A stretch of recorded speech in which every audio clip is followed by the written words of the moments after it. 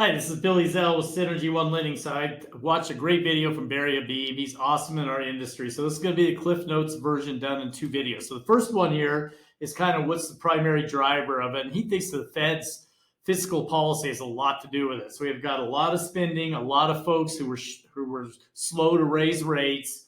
And he thinks that added 3 to 4% to our inflationary numbers. So the spending and the Fed's policies have really caused some issues. And he says he has no confidence in them because most of them have never worked outside the Fed. They've never even ran a newspaper stand. Another biggest chunk worked in the Fed and academia. So happy. Never out in the real world. Only 2 of them have been in the real world, and they worked with McKinsey, which is the same group that led to Enron and led to the security loan savings debacle and problems with subprime with the mortgage-backed securities. So the Fed is clearly causing issues, and they have no idea what they're doing. A couple of comments recently. Well, last year we had Loretta Master, in April of last year. Inflation is not a problem. By August, she was saying it would drop by 2022. Unbelievable.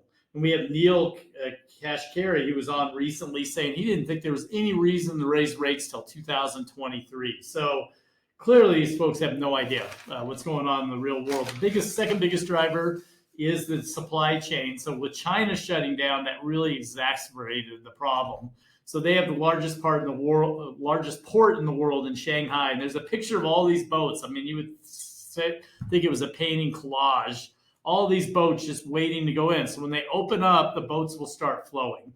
And so hopefully by October, we'll start seeing some improvement. And the other thing that we're seeing with inflation is month over month. So they take the month of May in 2021, they're going to replace it with the month of May of 22, which is really April numbers. So you'll notice on this chart that May of 21 only had 0.8, and it was pretty high, 0.8 inflation. June was 0.9.